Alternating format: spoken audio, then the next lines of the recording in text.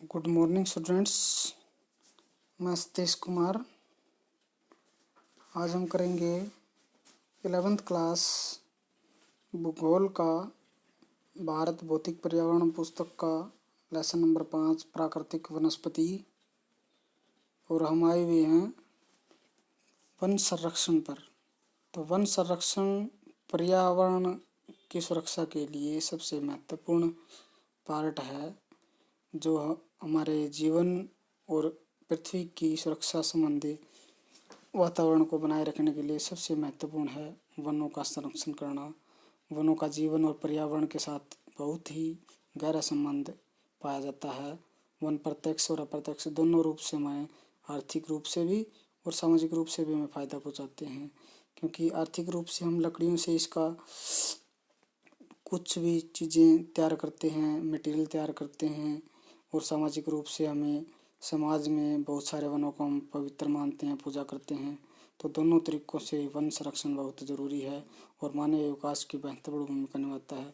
और भारत सरकार ने भी वन संरक्षण के संबंध में बहुत सारी नीतियाँ का निर्माण किया है, जिसमें सबसे महत्वपूर्ण है वन संरक्षण नीति 1952 लागू की थी, जिसे 1988 में संशोधित करके वन नीति के रूप में सतपोषणीय वन और प्रबंध पर बल दिया था कि भी वनों का प्रबंधन अच्छी तरह से किया जाए और उनका विकास किया जाए, जिससे वनों के संसाधनों का संरक्षण किया जा सके और दूसरी तरफ स्थानीय लोगों की आवश्यकताओं को भी पूरा किया जा सके, जो वनों में रहते हैं, उनके आसपास रहते हैं। तो इस तरीके से बहुत सारे उद्देश्य निर्धारित किए गए वन संरक्षण के माध्यम से कि भी देश में 33% भाग पर वन लगाना जरूरी कर दिया गया, और जो वर्तमान में आज के समय में 6% ही मात्र है। और वन संतुलन, पर्यावरण संतुलन बनाए रखने के लिए पारिस्थितिक संतुलन बहुत ज़रूरी है। और यह एक देश की बहुत ही प्राकृतिक धरोहर भी है वन संपदा। और भारत में बहुत ज़्यादा मात्रा में विश्व के मुकाबले काफ़ी ज़्यादा प्रजातियां वनों की पाई जाती हैं। इसका संरक्षण करना भी बहुत ज़रूरी है, जिससे मृदा का अपरदन, कटाव रोका जा सके, मरुस्थलीकरण को रोका जा सके, बाढ़ और सूखे को कंट्रोल किया जा सके, भूमि निम्नीकरण यानी भूमि की जो उपजाऊ शक्ति है उसको कमज़ोर होने से बचाया जा सके। वनारोपण बहुत ज़रूरी है। वन आवरण का विस्तार करना जरूरी है, ज़्यादा से ज़्यादा एरिया पर वनों का आवरण बनाए रखा जा सके।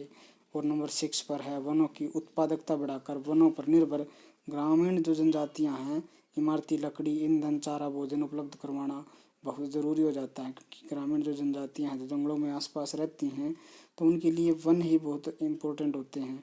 और इसकी कटाई को रोका जा सके, जन आंदोलन चलाया जाना जरूरी है, जिसमें महिलाएं शामिल हों और वनों के ऊपर दबाव कम से कम हो। इससे वन नीति के अंतर्गत निम्न कदम उठाए जा सकते हैं। कौन से कदम हो सकते हैं? एक तो सामाजिक वानिकी भी, समाज में पर्यावरणीय, सामाजिक, ग्रामीण विकास में मदद के उद्देश्य से वनों का प्रबंध और सुरक्षा। और ऊसर भूमि का वनारोपण, यानी जो उपजाऊ भूमि नहीं है, बंजर भूमि है, उसके ऊपर वनों को लगाया जाना जरूरी है।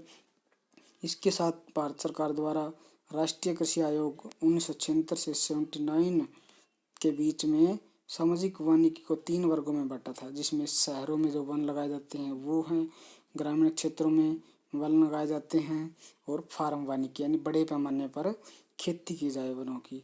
और इसमें शहरों और इसके इर्द गिर्द निजी सार्वजनिक जो भूमि है, पार्क हैं या सड़कों के किनारे की भूमि है, रेलवे लाइन के किनारे की भूमि है, उन जगहों पर वन लगाया जाना कंपलसरी किया गया। और ग्रामीण वानिकी में कृषि वानिकी यानी सामुदायिक कृषि वानिकी को बढ़ावा दिया जा सके, यानी लोग व्यापारिक खेती वनों की करें, इसको की ओर कृषि में किसानों को आकर्षित किया गया। कृषि वानिकी का अर्थ है कृषि योग्य और बंजर भूमि पर पेड़ और फसलें लगाया जाना। इसका अभिप्राय है कि वानिकी और खेतों के साथ एक साथ करना, यानी किनारों पर जो खेती की मेड़ हैं उनके ऊपर हम पेड़ लगाएं, तो इससे वनों को बढ़ावा मिलेगा, जिससे खाद्यान्न सुरक्षा भी काफ़ी महत्वपूर्ण है, जिससे चारा, ईंधन की लकड़ी, फलों का उत्पादन, बहुत सारी चीज़ें हम इसके साथ साथ कर सकते हैं। चारागाह बना सकते हैं पशुओं के लिए, मंदिर मस्जिद की जो भूमि है उनके ऊपर हम पेड़ लगा सकते हैं, सड़कों के दोनों किनारे। यही उद्देश्य हमारा सबसे महत्वपूर्ण है, जिससे भूमिहीन लोगों को वनीकरण से जोड़ा जा सके। जो भूमिहीन जो लोग हैं उन्हें वनों में रोजगार दिया जा सकता है। इसके बाद आती है फार्म वानिकी, यानी एक व्यापारिक खेती करें हम पेड़ पौधों की, जो इमारती लकड़ी के जो पेड़ हैं उनको बड़े पैमाने पर लगाएं, जिससे फार्म वानिकी कहते हैं। जिससे किसानों को निःशुल्क पौधे उपलब्ध करवाकर एक योजना के तहत खेतों के किनारों पर, चारागाह पर, घास के जो स्थल बड़े बड़े हैं वहाँ पर, जो गाँव में आसपास खाली ज़मीन होती है पंचायती, वहाँ पर पेड़ लगाए जाएं। पशुओं के बाड़ों के आसपास पेड़ लगाए जाएं। तो फार्म वानिकी यानी एक फार्म की तरह बड़े पैमाने पर व्यापारिक कृषि को फार्म वानिकी कहा जाता है। और इसके साथ साथ वन्य प्राणी, यानी आपने चिड़िया घर में पिंजरों और जीव जंतुओं को तो देखे ही होंगे, जिसमें भारतीय वन्य प्राणियों की महान धरोहर आज भी रहती है।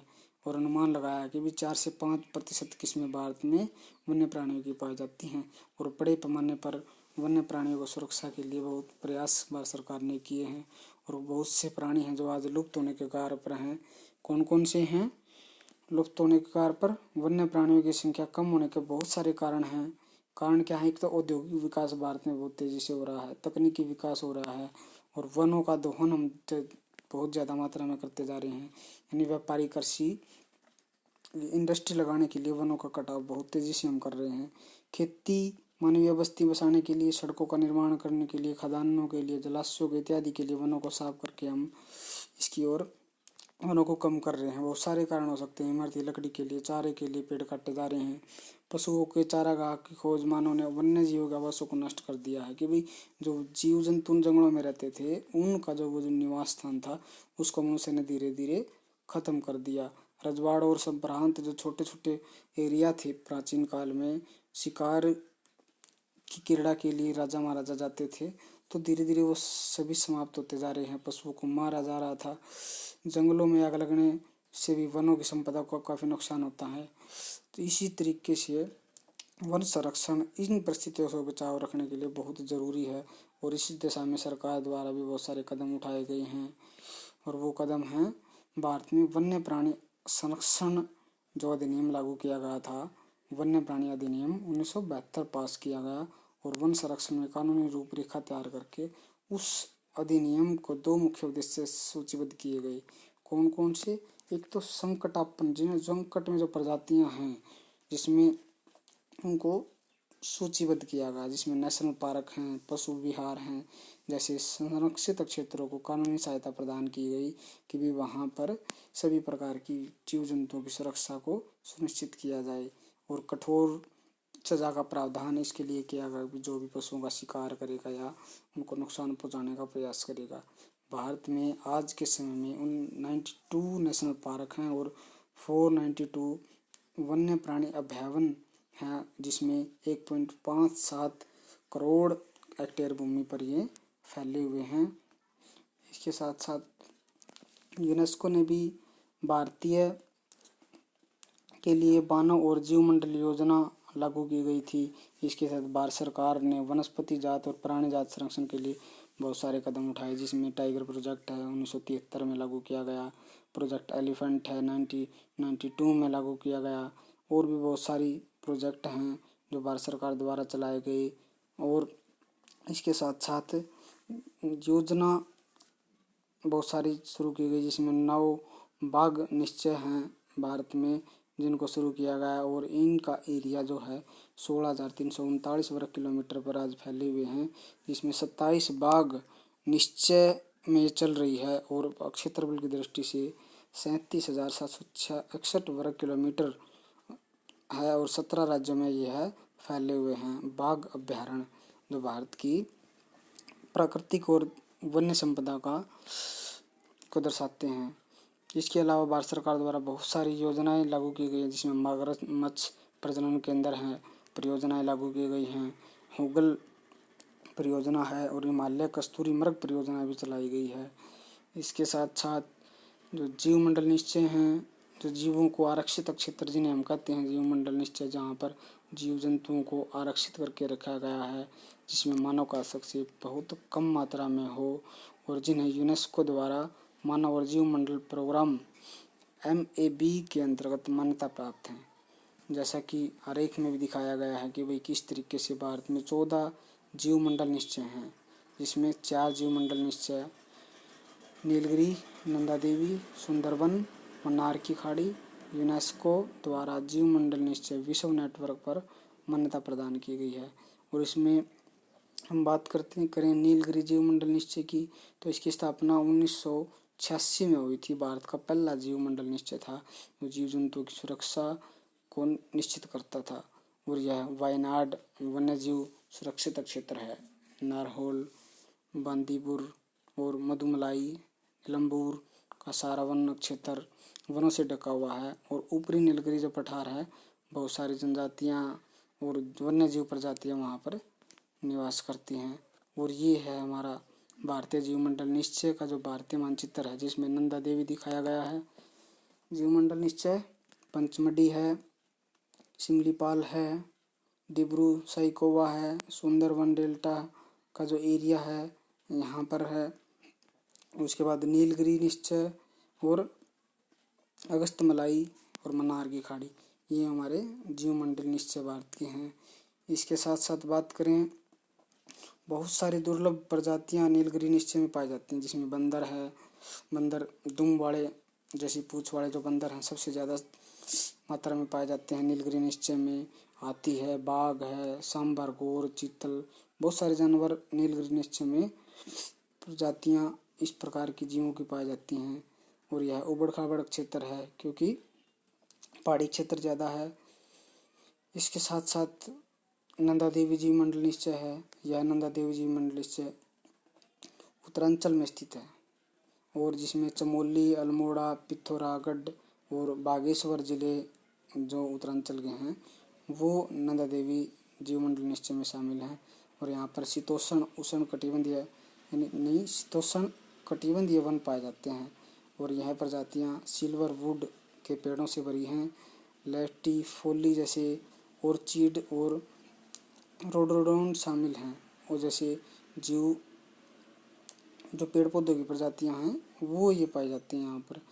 जीवमंडल निश्चय में कई प्रकार के वन्य जीव जैसे हिम तेंदुआ, काला भालू, भूरा भालू, कस्तूरी मृग, हिम मुर्गा, सुनहरा बाज, काला बाघ बहुत सारे पाए जाते हैं नंदा देवी जीवमंडल निश्चय के अंदर। इसके बाद आता है हमारा सुंदरवन जीवमंडल निश्चय। सुंदरवन पश्चिम बंगाल के गंगा नदी के दलदली डेल्टा में, जहाँ पर गंगा नदी अपना पानी डालती है, वो दलदली एरिया हमारा सुंदरवन जीवमंडल निश्चय निर्धारित किया गया है। जिसमें ये सारे जो डायग्राम हैं इसके अंदर दे रखे कि कौन कौन से महत्वपूर्ण जीवमंडल निश्चय भारत में हैं, वो सारे के सारे। इसके बाद आती है हमारी मन्नार की खाड़ी जीवमंडल निश्चय। मन्नार की खाड़ी जीवमंडल निश्चय लगभग 1,05,000 हेक्टेयर में फैला हुआ है और भारत के दक्षिणी पूर्वी जो तट है समुद्री, उसके ऊपर बहुत बड़े एरिया में यह फैला हुआ है। और यह दुनिया का बहुत बड़ा धनिक क्षेत्र है जीवमंडल के मामले में, जहाँ पर समुद्री घासें, प्रवाल भित्तियाँ, लवणीय, अनूप बहुत सारी मात्रा में पाए जाते हैं। और लगभग 3600 प्रकार के पौधे, जीव जंतुओं की संकट में जो प्रजातियां हैं जिन्हें संकटापन्न प्रजातियां कहते हैं वो पाई जाती हैं, जिसमें समुद्री गाय है। इसके अतिरिक्त भारतीय प्रायद्वीप क्षेत्र विशेष है, मैग्रोव प्रजातियां हैं जो संकट में हैं और वहाँ पर पाई जाती हैं। इसके बाद बात करते हैं अभ्यास के क्वेश्चन की। तो स्टूडेंट्स इसी लेसन से आप धीरे धीरे ढूंढ के इन अभ्यास के प्रश्नों को करने का प्रयास कीजिए और अपनी कॉपी में राइट कीजिए। उसके बाद अगले लेसन की ओर बढ़ेंगे। आज के लिए इतना ही काफ़ी है। थैंक्स।